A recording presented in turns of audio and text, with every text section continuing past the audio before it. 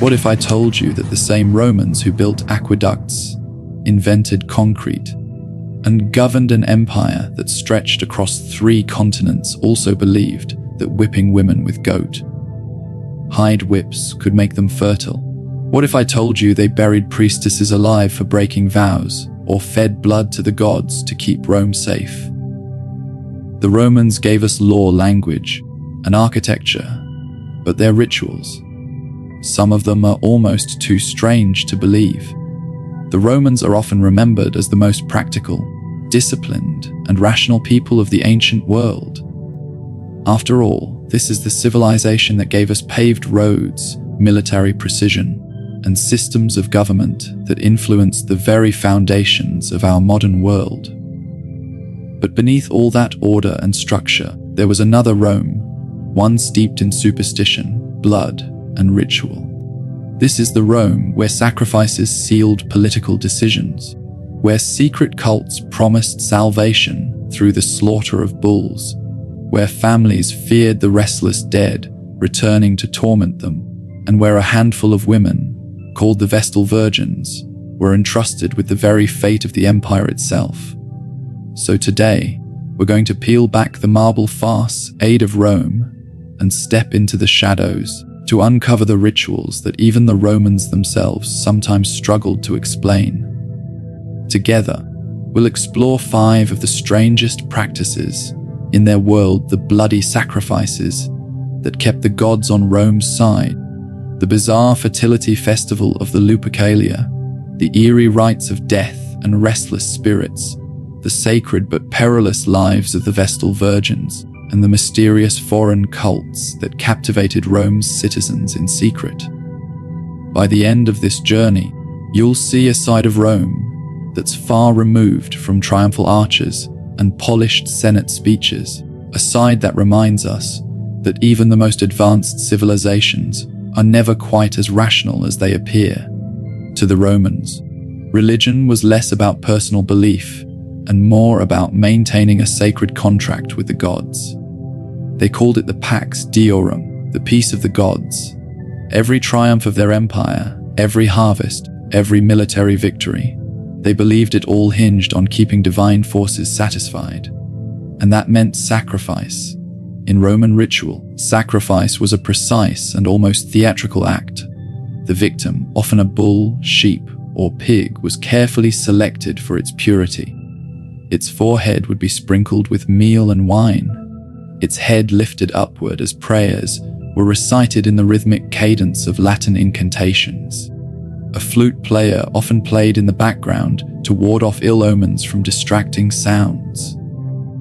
When the moment came, the animal was slaughtered and its entrails examined by a specialized priest called a haruspex. To us today, it may seem grotesque, but to the Romans, the livers and hearts of sacrificial animals were divine texts, signs of fortune or warnings of disaster. Yet, what many don't realize is that Roman ritual sacrifice was not always confined to animals. There are rare but chilling accounts of human sacrifice lingering in Roman history. In 216 BCE, after the disastrous defeat at Cannae against Hannibal, Rome panicked. To appease the gods, they buried alive 2 pairs of foreigners, a Greek man and woman, a Gaulish man and woman, within the Forum Boreum. It was a shocking act that Romans themselves later found disturbing, but it reflected the desperation of the moment. Even as late as the reign of Augustus, human sacrifice was formally outlawed, but whispers suggest secret rites still lingered. To the Roman mind, sacrifice was a dialogue with powers greater than themselves. Without it, Rome feared collapse.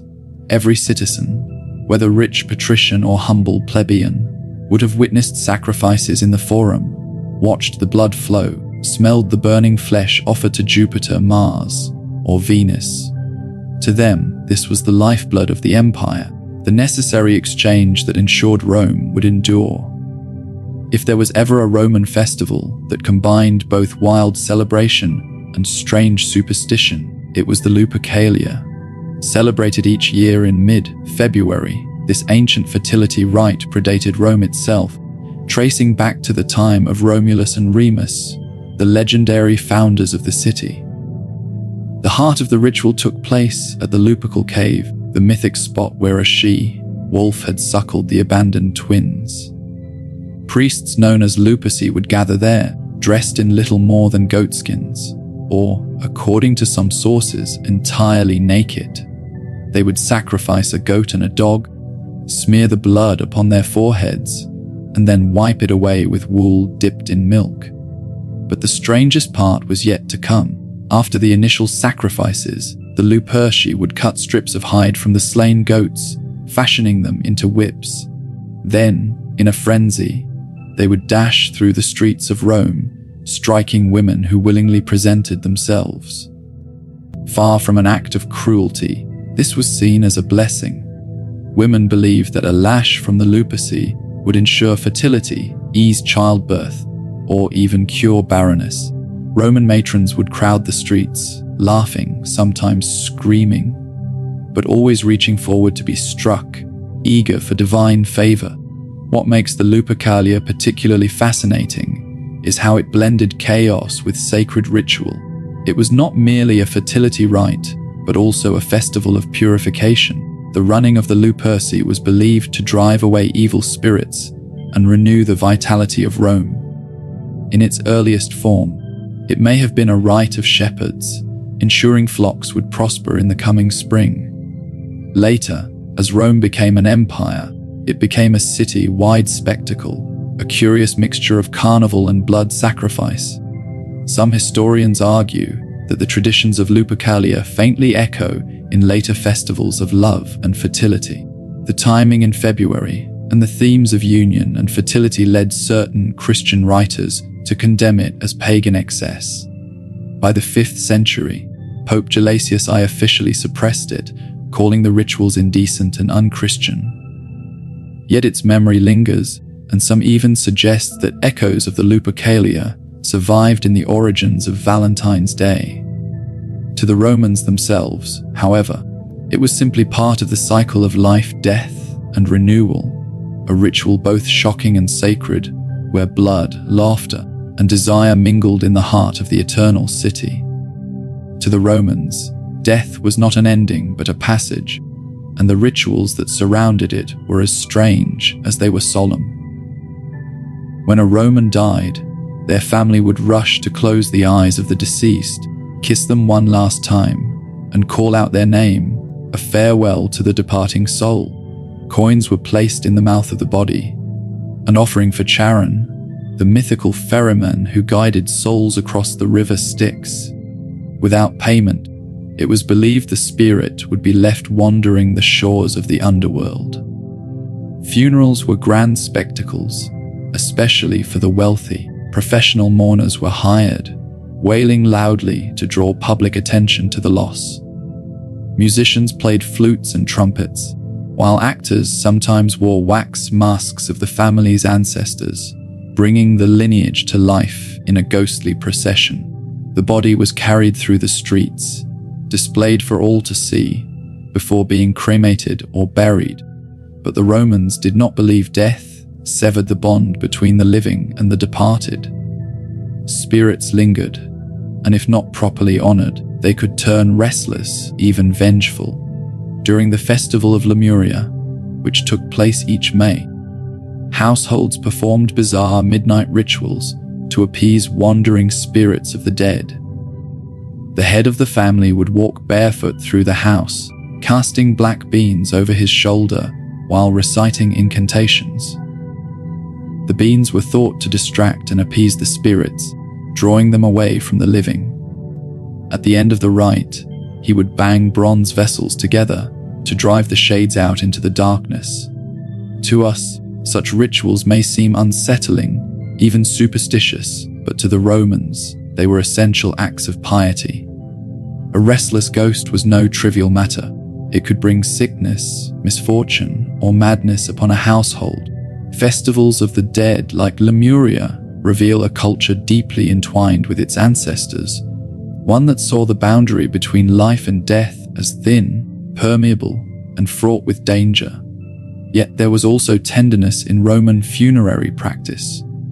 Families would gather at tombs during parentalia, offering food and wine to their ancestors, picnicking among the graves.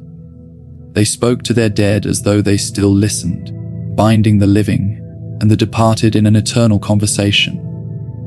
Rome may have conquered the world, but in the face of death, its people sought comfort in ritual, however strange, however haunting. Perhaps no Roman ritual order was more revered and more feared than the Vestal Virgins. Chosen as young girls, often between the ages of 6 and 10, they were selected to serve for 30 years in the Temple of Vesta, goddess of the hearth. Their task was simple in description, but immense in importance: to keep the sacred flame of Rome perpetually burning. That fire symbolized the eternal life of the city, and its extinguishing was considered a dire omen, a sign that Rome itself might fall. The Vestals lived a life unlike any other women in Rome. They were freed from their father's authority, enjoyed privileges usually reserved for men, and even had seats of honor at public games. Yet their existence was also one of extreme restriction. They were sworn to 30 years of chastity, and their purity was believed to be directly tied to the security of Rome. To break this vow was seen not merely as a moral failing, but as a cosmic threat, and the punishment was terrifying. A Vestal Virgin found guilty of unchastity was sentenced to be buried alive. Because Roman law forbade the shedding of their sacred blood, the condemned Vestal would be lowered into a chamber beneath the earth, provided with a small amount of food and water, and sealed away. Above her tomb, the earth was leveled and consecrated, as though to erase her existence. Few punishments in history seem so cruel, and yet to the Romans, it was an act of religious necessity. Beyond chastity, the Vestals performed countless rituals, from preparing sacred cakes for festivals to guarding wills and state documents. They were keepers of secrets and symbols, their role tied to the very heart of Roman religion. Their status reflected Rome's belief in divine reciprocity. If the Vestals remained pure and the flame burned, the gods would protect the city. If not, disaster would strike.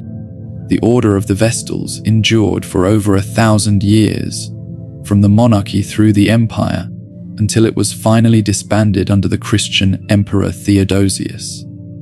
By then, the eternal flame of Vesta was extinguished forever, yet their memory lingers, a strange reminder of how the fate of the world's greatest empire once rested on the silent vigil of a handful of women bound by fire, chastity, and fear. Rome was an empire that thrived on absorbing the cultures it conquered, and with conquest came religion.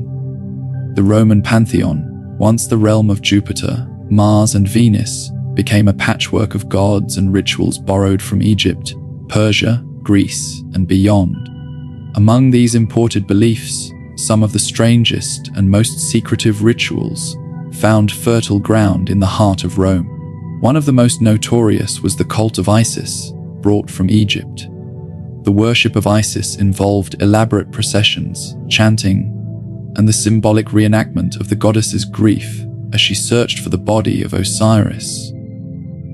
Roman devotees were drawn to the mystery, the promise of personal salvation, and the exotic flavor of Egyptian religion. It was a cult of deep emotional connection, yet its rituals seemed strange to traditional Romans, who distrusted the foreign and the unfamiliar. Even more secretive was the Mithraic cult, which spread among Roman soldiers.